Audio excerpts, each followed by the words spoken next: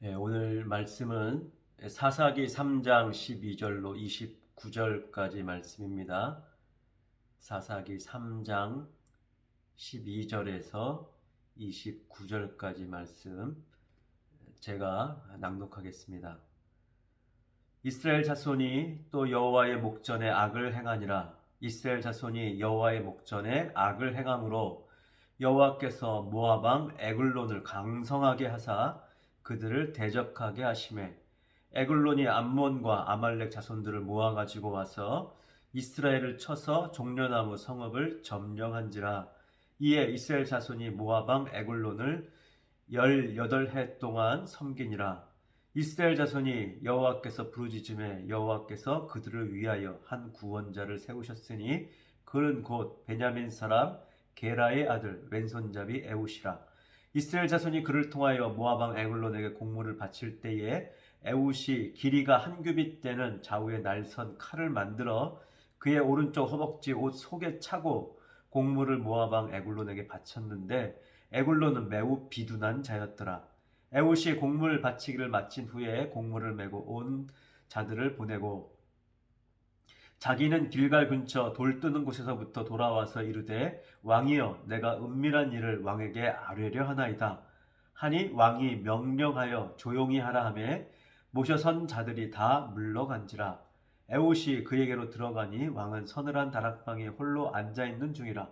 에웃이 이르되 내가 하나님의 명령을 받들어 왕에게 아뢰 일이 있나이다 하매 왕이 그 좌석에서 일어나니 에웃이 왼손을 뻗쳐 그의 오른쪽 허벅지 위에서 칼을 빼어 왕의 몸을 찌르매 칼자루도 나를 따라 들어가서 그 끝이 등 뒤까지 나갔고 그가 칼을 그의 몸에서 빼내지 아니하였으므로 기름이 칼날에 엉겼더라. 에웃이 현관에 나와서 다락문들을 뒤에서 닫아 잠그니라. 에웃이 나간 후에 왕의 신하들이 들어와서 다락문들이 잠겼음을 보고 이르되 왕이 분명히 서늘한 방에서 그의 발을 가리우신다 하고 그들이 오래 기다려도 왕이 다락문을 열지 아니하는지라. 열쇠를 가지고 열어본즉 그들의 군주가 이미 땅에 엎드러져 죽었더라. 그들이 기다리는 동안 에웃이 피하여 돌 뜨는 곳을 지나 스이라로 도망하니라. 그가 이르러 에브라임 산지에서 나팔을 불매 이스라엘 자손이 산지에서 그를 따라 내려오니 에웃이 앞서가며 그들에게 이르되 나를 따르라. 여호와께서 너희의 원수들인 모압을 너희의 손에 넘겨주셨느니라 하매 무리가 에웃을 따라 내려가 모압 맞은편 요단강 나루를 장악하여 한 사람도 건너지 못하게 하였고 그때에 모압 사람 약 10,000명을 죽였으니 모두 장사요 모두 용사라. 한 사람도 도망하지 못하였더라. 아멘. 오늘 말씀은 사사 에웃과 관련한 말씀이 나오고 있습니다. 에웃은 그 이름의 뜻이 광채가 어디 있나라는 뜻을 가지고 있습니다. 광채가 어디 있나. 어찌 보면 그 이름 자체가 어둠의 시대를 암시하는 그러한 이름이라고 볼 수가 있을 것 같습니다. 빛이 어디 있나, 광채가 어디 있나. 지금 온통 세상은 어둠밖에 없다. 어찌 보면 빛을 찾으려는 의미도 포함되어 있겠지만 그러나 그 의미보다는 어둠에 대한 절망적인 그런 의미를 뉘앙스를 포함하는 것 같습니다. 또한 성경에 보면 왼손잡이 에웃이라 이렇게 기록되어 있는데 원문에 보면 사실은 명확하게 말씀드리면 오른손이 불구인 그런 의미입니다. 그러니까 오른손이 불구이기 때문에 오른 쓸 수 없어서 왼손밖에 쓸 수 없는 그러한 에웃인 것이죠. 시대도 어둠의 시대고 몸도 에웃은 성치 않습니다. 어찌 보면 에웃 개인적으로는 육신의 상태가 그리 밝지 않고 육신의 상태 또한 암담한 상황이다 그렇게 볼 수가 있는 것이죠. 어찌 보면 불행 그 자체다라고 말을 할 수 있을 것 같습니다. 세상도 어둡고 에웃의 육신의 상태 또한 멀쩡하지 않은 온전치 않은 불구의 몸을 가지고 있습니다. 그럼에도 불구하고 하나님은 에웃을 사사로 부르셨습니다. 만약 여러분이 에웃이라면 하나님께서 부르실 때 어떠한 기분이 들겠습니까?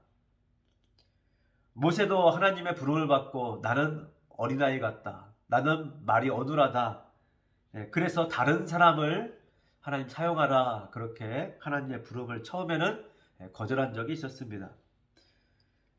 에웃 또한 하나님이 부르셨을 때 나는 자격이 없습니다. 나는 하나님의 그 일을 감당할 만한 그러한 일꾼이 아닙니다.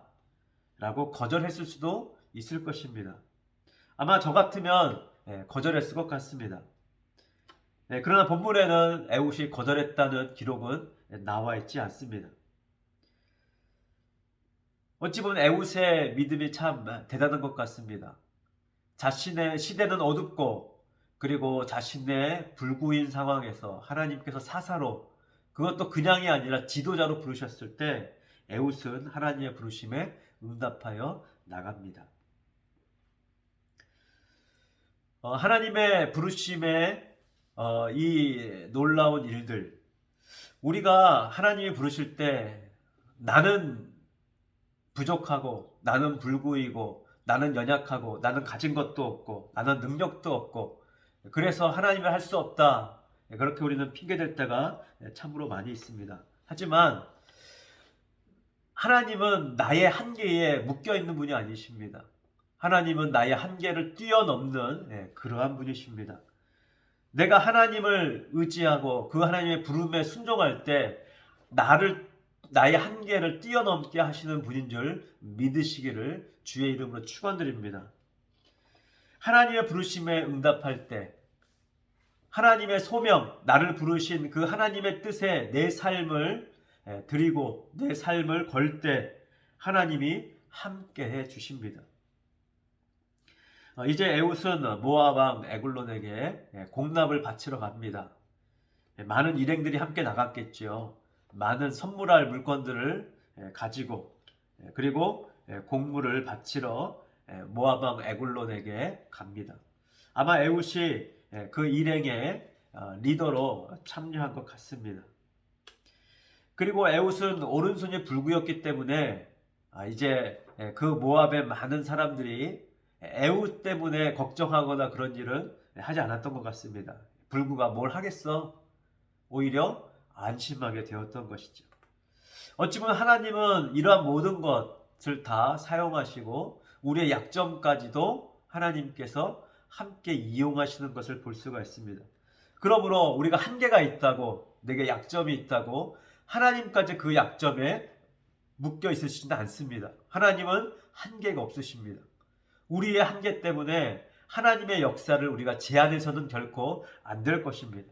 하나님은 우리의 한계를 뛰어넘으셔서 역사하시는 전능하신 하나님이십니다. 하나님은 아무것도 없는 곳에서 온 우주 만물을 창조하신 놀라운 전능하신 하나님이라는 사실을 우리가 결코 잊어서는 안 될 것입니다. 나의 연약함 때문에, 나의 한계 때문에 하나님이 한계가 있으신 분이라고 우리가 그렇게 생각해서는 결코 안 될 것입니다. 오히려 어둠의 때, 빛이 없는 이때 오직 하나님이 비치시고 하나님이 우리와 함께 하실 때 그 빛이 우리 가운데 비춰지고 빛의 역사 시작되는 사실을 우리는 잊지 말아야 될 것입니다. 자, 공문을 바치고 일행들이 돌아갑니다. 그리고 에웃 혼자 다시 모압 왕을 만나러 옵니다. 그러면서 모압 왕에게 왕이시여, 내가 은밀하게 왕에게 전할 말이 있습니다. 그때 하나님이 모든 사람을 안심시키시죠. 그래서 에글론은 이 에웃을 따로 만나기로 합니다. 모든 그 주변의 신하들과 모든 일행들을 물리치고 물러가라고 합니다.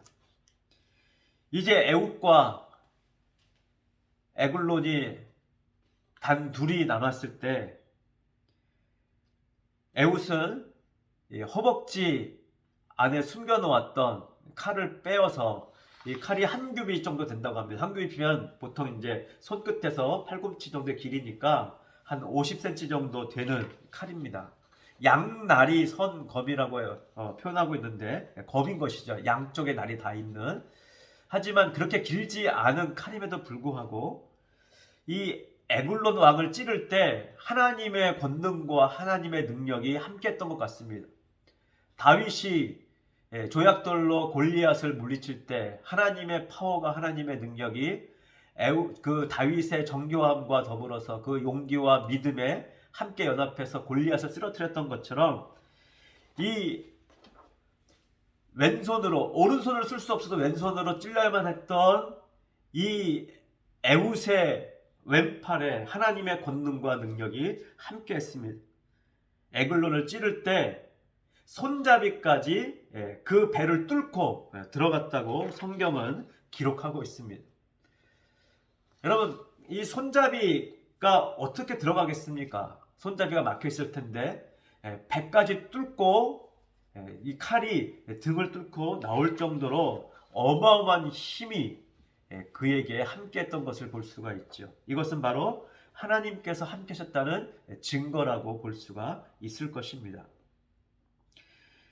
연약한 에훗, 불구인 에훗, 그러나 하나님의 부르심에 함께할 때 하나님께서 함께하시고 하나님께서 이 모든 상황들을 극복하게 하시고 역전시키시는 놀라운 하나님이신 것을 우리는 볼 수가 있습니다. 자, 에훗은 에글론을 죽인 다음에 사람들이 모두 안심하고 있었기 때문에 혼자 몰래 빠져나올 수 있었습니다. 빠져나오고 그들의 모여있는 이스라엘 백성 군사들과 함께 만나서 다시 이 모압을 쳐들어와서 모압을 제압하죠. 자, 에훗에게 뿐만 아니라 이스라엘 백성들 그 군사들에게도 하나님께서 함께 하십니다. 왜냐하면 이 에훗을 따라 이스라엘 군사들도 이제 하나님의 역사에 믿음으로 동참했기 때문이죠. 27절, 28절, 29절에 보면 그들에게 이르되 나를 따르라 여호와께서 너희의 원수들인 모압을 너희의 손에 넘겨주셨느니라 하매 무리가 에훗을 따라 내려가 모압 맞은편 요단강 나루를 장악하여 한 사람도 건너지 못하게 하였고 그때의 모압 사람 약 10,000명을 죽였으니 모두 장사요 모두 용사라 한 사람도 도망하지 못하였더라. 모압의 군대 10,000명을 죽였는데 모두 장사이고 모두 용사이다. 용맹스러운 그 군대를 이스라엘 백성들이 이스라엘 군대가 그들을 다 처리하였다. 지금까지는 모압의 군대에 눌려있던 이들이 하나님의 부르심에 응답해서 나갈 때 용맹한 자들을 용사들을 물리쳐 이길 수 있는 이들 또한 용맹한 군사로 하나님의 군사로 우뚝 선 것을 볼 수가 있는 것이죠. 하나님의 부르심에 응답할 때 하나님은 함께 하십니다. 그러므로 우리 또한 어둠의 시대 그리고 상황이 좋지 않은 이러한 때이지만 에훗처럼 이스라엘 백성들처럼 참된 빛이신 하나님을 찾고 하나님을 만나고 그 하나님 안에서 우리가 이제는 빛을 얻고 이제 세상에 빛을 비추는 참된 가치 있는 삶의 시대가 우리 가운데 있기를 간절히 소원합니다. 애국과 이스라엘 백성들이 하나님 안에 빛을 찾고 진정한 삶을 되찾기 시작했던 것처럼 우리도 어둠의 시대에 빛 대신 하나님을 믿고 그 하나님의 말씀을 따르고 그 하나님의 부르심에 순종해서 우리 또한 진정한 삶의 가치를 찾고 가치 있는 삶, 행복한 삶을 누리는 우리 모두가 되기를 주님의 이름으로 축원드립니다. 기도하겠습니다. 하나님 아버지 감사합니다. 에훗의 시대처럼 빛이 어디 있는가? 온통 우리 주위에 어둠이 깔려 있고 빛이 잘 보이지 않는 시대이지만 그러나 빛 대신 하나님을 우리가 눈을 들어 바라봅니다. 그리고 그 하나님의 말씀을 주목하며 그 말씀에 귀 기울이며 그 말씀을 따르기를 원합니다. 애국과 이스라엘 백성들이 하나님의 말씀을 따라 모압을 제압하고 모압을 치러 가서 승리하였던 것처럼 우리의 삶 가운데 하나님을 믿음으로 하나님과 함께함으로 하나님의 빛이 우리 가운데 임함으로 우리도 큰 용사가 되어 세상에서 그리고 하나님의 그 놀라운 역사에서 승리를 경험하는 우리 모두가 되게 하여 주시옵소서. 우리 주 예수님 이름으로 기도드립니다. 아멘.